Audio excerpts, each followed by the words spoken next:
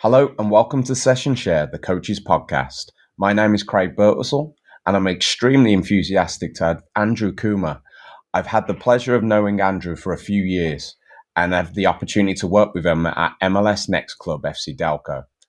Andrew is the Director of Coaching at FC Delco in Downingtown, Pennsylvania. Andrew has a lot of insights and feedback on how he feels players should be developed in the early stages. How are you doing, Andrew? Good, Craig. Thanks for asking. Excited to get on this podcast with you and just see how we can help other coaches. Fantastic. So tell me a little bit about your background. How did you get involved in football? Started it when I was 5, just a local rec program. Still actually work with that local program now with some of my camps, and obviously my family's involved with it still with my brothers coaching their kids. But started at 5 there. They were just starting into travel with Downingtown Spirit at the time, which eventually merged with FC Delco. Now it's all kind of one big thing. But probably 2 years into it, guest played in a tournament, got asked to play full time, and then got into my regular berth here. And I think it was like 7-8 years that I played with the club. Left for 2 years, just end of high school. My team fell apart, and then 07 came back to the club. And one of my former club coaches actually had asked me to take on a team mid-year, and so did that kind of mid-year 2007, and basically been stuck since, and went from a part-time coach to a full-time director that left another career path, and here I am.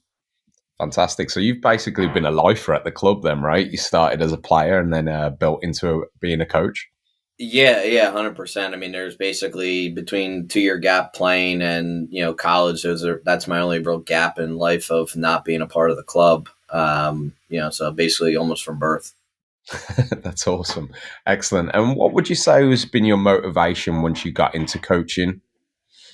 I mean, it's certainly varied over time. At first it was like, oh yeah, it's something I like, and I can make some extra money and all that. And then it just became, a way for me to stay young, a way for me to impact kids, and candidly, just I'm a competitive person, and yeah, over time you get hurt more and more playing men's league, and you get tired of it, and so you utilize your ability to go out and coach kids and use that as your competitive fix, if you will, to kind of satisfy those needs when you no longer can play, or at least play at a competitive level.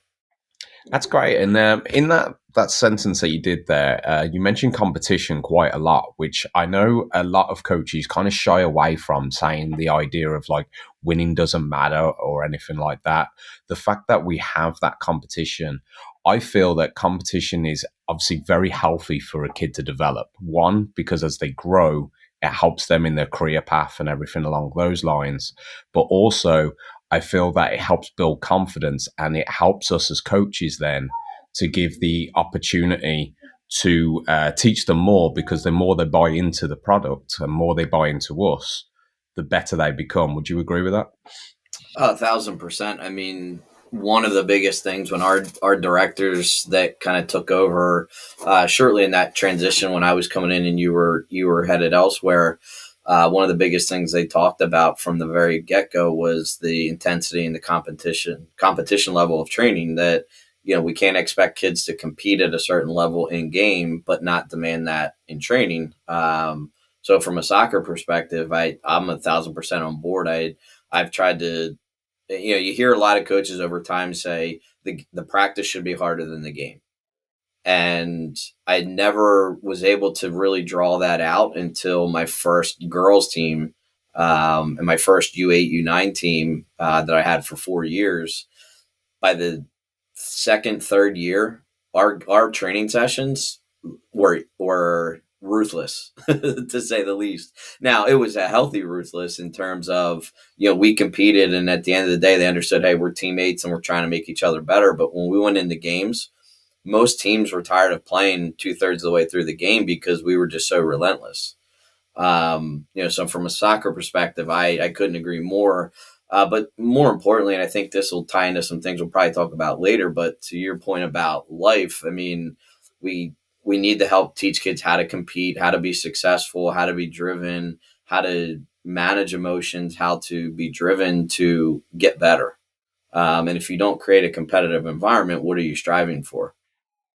It's very true. They say like steel sharpens steel, right? And if to give an example of say like the Premier League, if you're Manchester City and you're a centre back and you're coming against Haaland every single day of the week, it's going to come easier come the weekend, right? So it's as simple as that. Like you mentioned a few things there that I think is going to tie into my next question.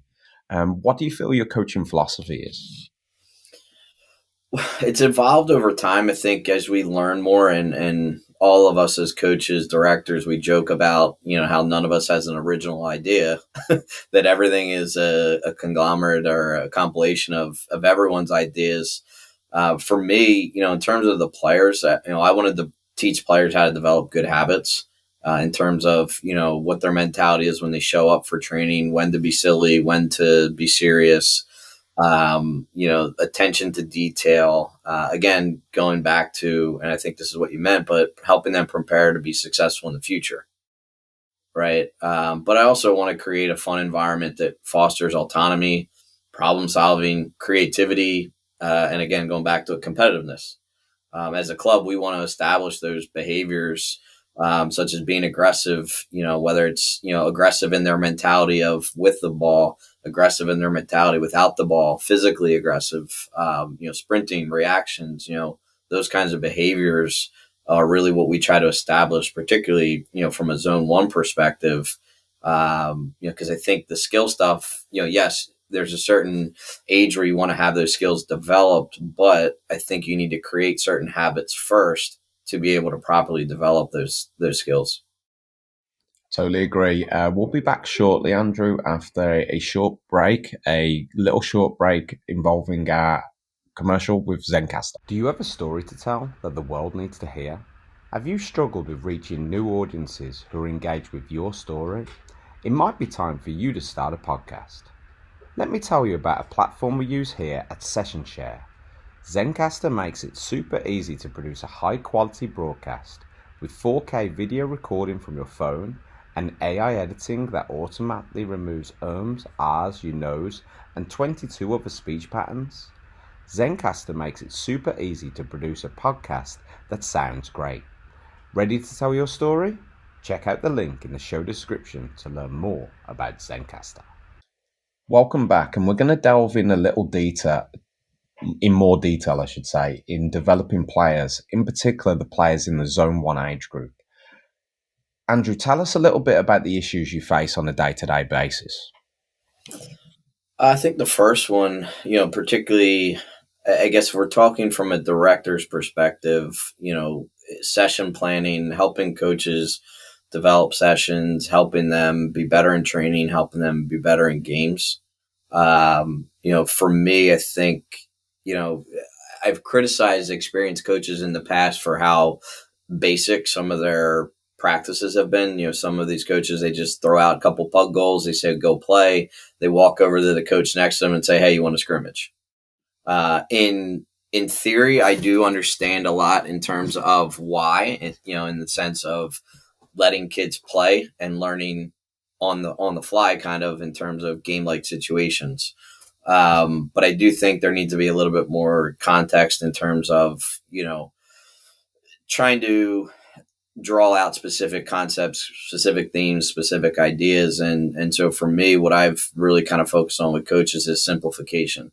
Having your core sessions, having more simple activities that really kind of allow you to get right into it, allow kids to adapt quicker. That's one thing. Obviously, you have to manage parent frustrations on a daily basis, which can be a variety of things. And I won't say that. I would say largely, probably 90% of the concerns that parents have are fair. It's how they're presented is really the issue. Most don't know how to properly approach, a director or a coach and ask for feedback. They don't know how to control their emotions. And, these things tend to spiral into bigger situations than what they really need to be. Go ahead. I was just going to say that the first one that you brought up about the quality of like session plans and stuff like Mhm. that for the coaches, the one thing I found is the fact that it's like two opposites of the scale. The first one being that you have the coach that feels the initial let the game teach the player, which I can understand to a logic, but you can't just throw a bunch of balls out and expect them to learn to get better. I kind of liken it to I can hit a piano 100 times, but it ain't going to sound like music. Do you know what I mean? So it's as simple as that. And then you get the ones on the other end, and that if they're not overcomplicating it, they think they're not doing the right job, and then the kids get lost, basically not being able to figure out what's going on. Yep. So for me, it's a case of I 100% agree with you. Simplifying the process, making sure the kids know what they're learning, but also the amount of coaches I see go out there and the last 30 minutes of their hour and a half practice is just to sit back and let the kids play. And for me, I think you need to find one or two points within that coaching session to tie it into your practice. So the kids have what I refer to as that like aha moment. So they figure out why Andrew did this in the middle of his session.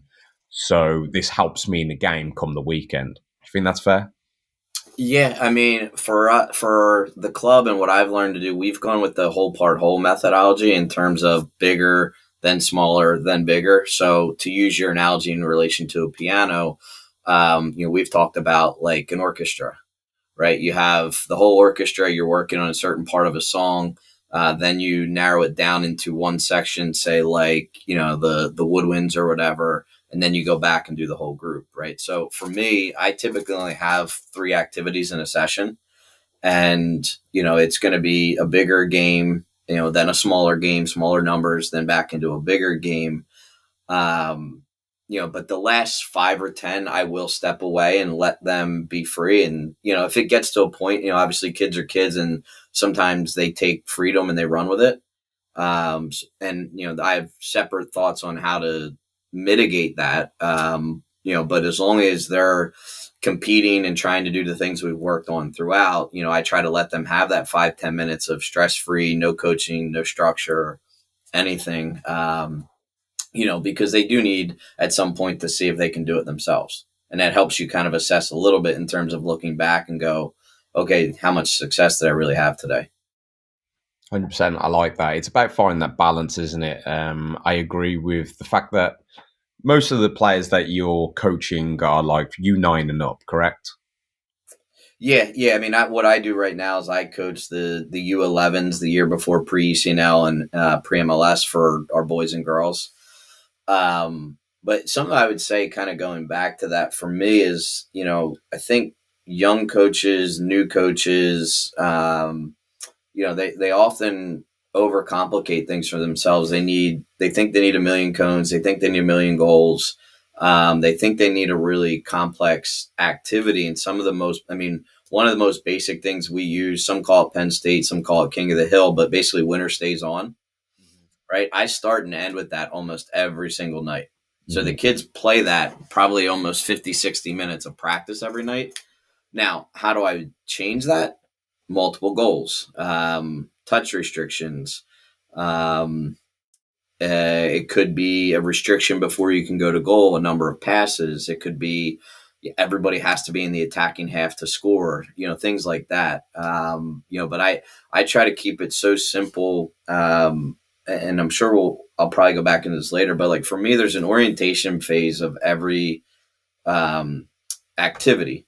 There's the orientation of the coach getting adjusted to, is it big enough? Is it small enough? Is it the goals in the right spot? What's the rotation of players if that's part of the activity?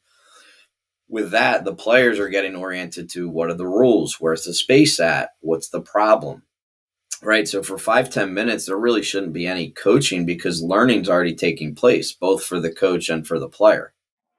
Right. So that observation period for me is massive. And the inexperienced coach jumps in and starts identifying or fixing the problem before the problem is actually identified. Right. And so the kids are just at this point trying to figure out the game itself, and you're already adding more information. Their heads go into what I call mental paralysis. right? And so I've been really encouraging coaches like, hey, basically keep your mouth shut for 5-7 minutes and figure out what you need to change and make sure a real problem exists. Because we have this false sense of like, oh, there's a problem because they can't do this. The problem is they can't do it because the field's too small, or they're having too much success because the field's too big, right? So I think the best tool that a coaches can really learn from is observation first, and allow themselves to settle in and kind of take away their own anxiety, right? We all get nervous coaching, right? Oh my God, parents are watching, or, I don't want to screw this up. My director's over there. It's like, no, just take a deep breath, let everything settle in. And after 7 minutes of just observing, all of a sudden you forget about all those other things and you're just trying to figure out where your spot is to interject. Totally agree. I feel like at times coaches are scared of that chaos when an activity isn't quite going right. I agree. I've told coaches to wait 2 to 3 minutes, see if it problem solves itself, because you'll also find that sometimes the players help each other get through it as well. And that's obviously coaching the mental side of the game as well as the physical, the technical, the tactical, and all those things. So that's great. Well, You mentioned social too, right? Social teamwork, right? I mean, there's a lot there that there's little moments that we take away in teaching that we don't realize it because we think we're teaching by talking. And you've just eliminated probably 5 other sources of information. I love that. That's very good advice. And speaking of advice, if a coach comes to you brand new, fresh off the conveyor belt, if you will, what's the best bit of advice you would give them?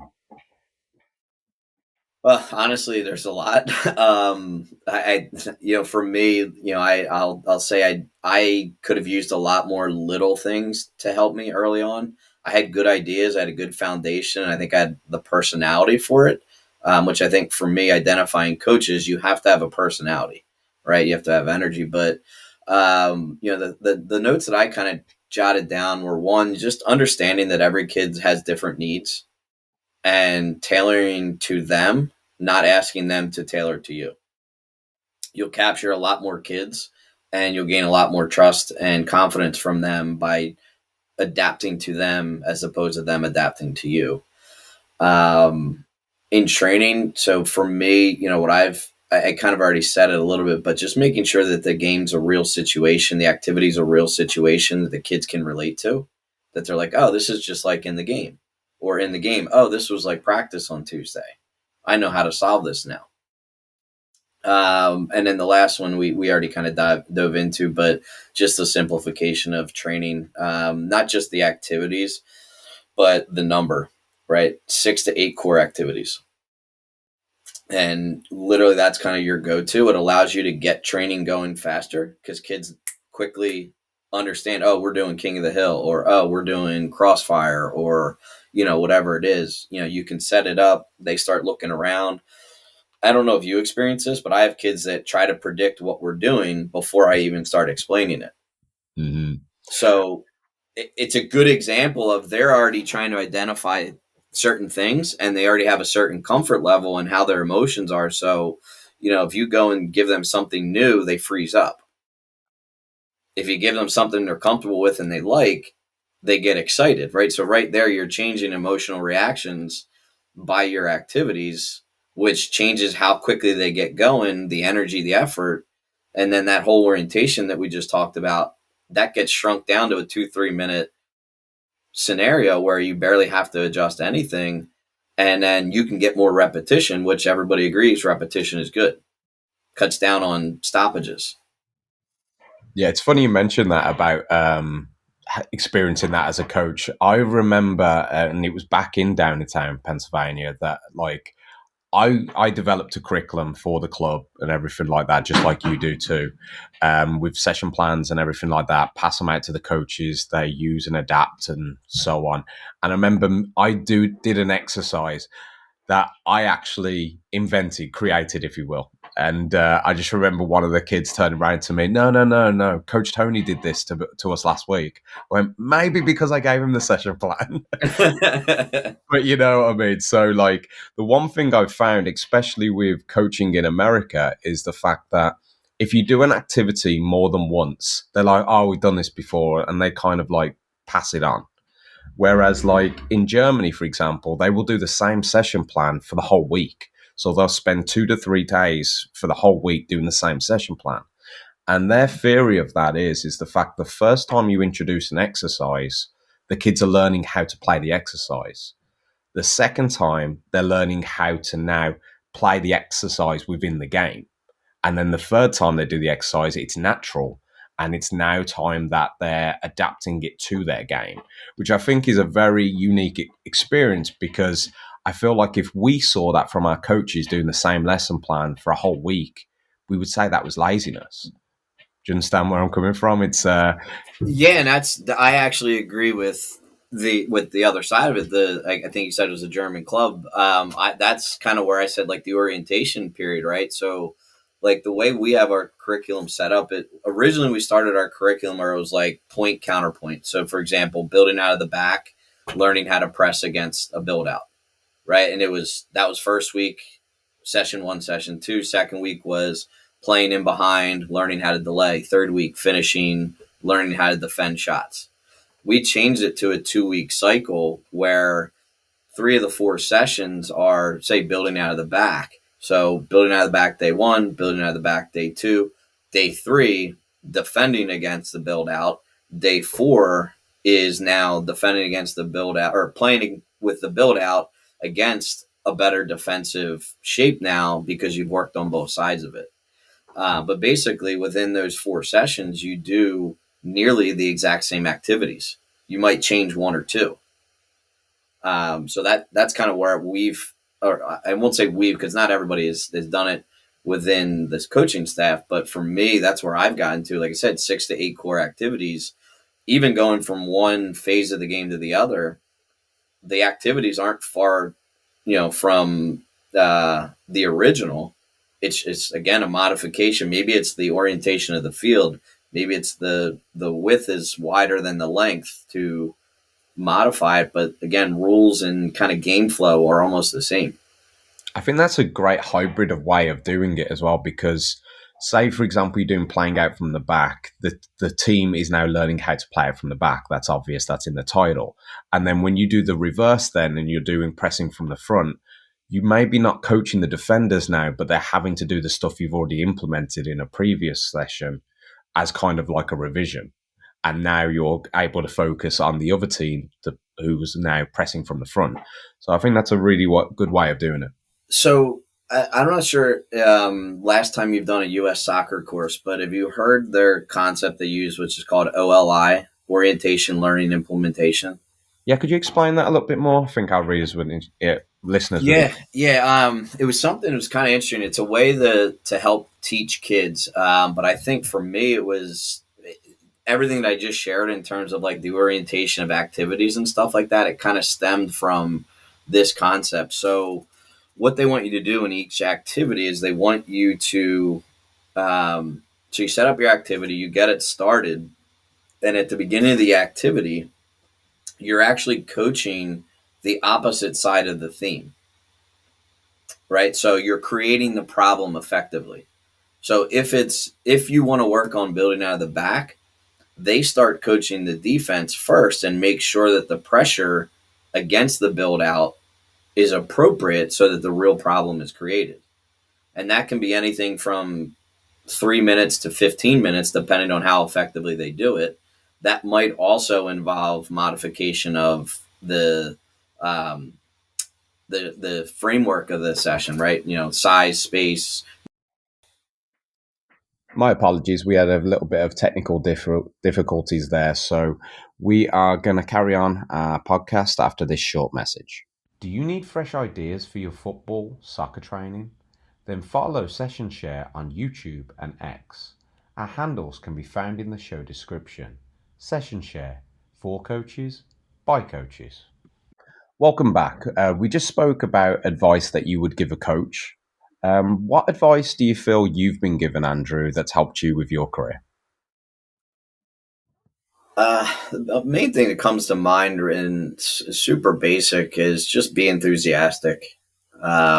I think at the end of the day, a lot of coaches come into it, and I did this as a young coach, made the mistake of thinking players should just be motivated to show up and play and compete. And, what I realized was that no, that's actually a big part of what we do as coaches is getting kids excited to be here.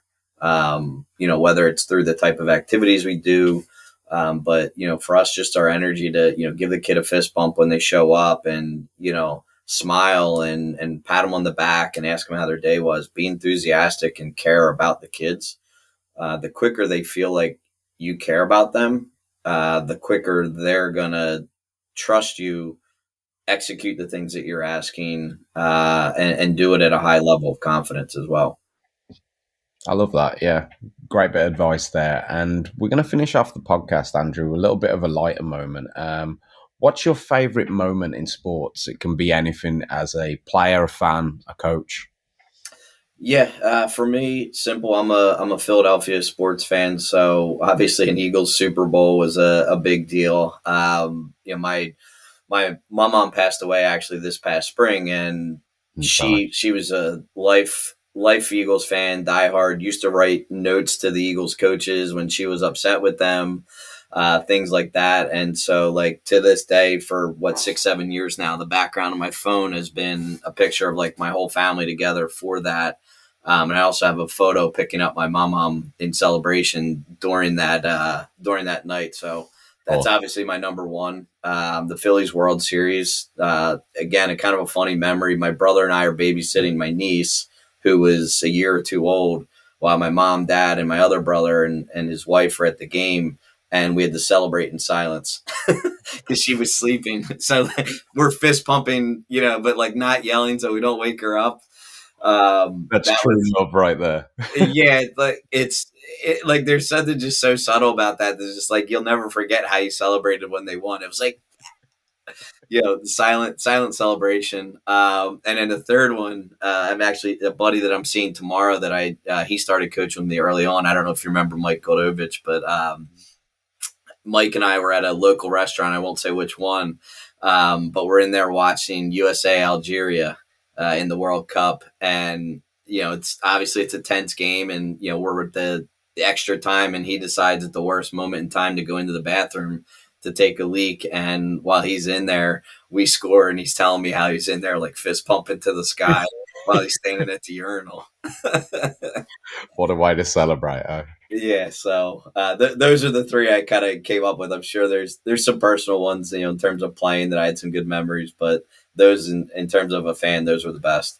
Those are some really good stories there, some that you'll be able to tell for the rest of your life, I imagine. So for sure.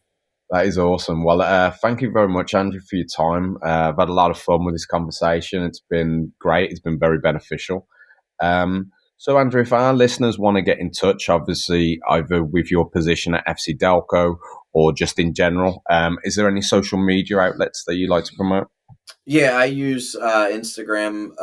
It's Krummy7, KRUMMY7, or on Twitter X, I go by Crummy06. Great. So what I'll do is I'll leave that in our podcast handle at the bottom of the page when you download your podcasts, and you'll be able to get in touch with Andrew. So, well, that's all about the time we have for this episode of Session Share, the Coaches Podcast. Thank you very much, Andrew, for joining me. Be sure to get in touch across all our socials to offer your opinions on what we discussed. We can be found in the podcast description. This has been Session Share, the Coaches Podcast. Thank you for listening, and thank you for coaching the beautiful game.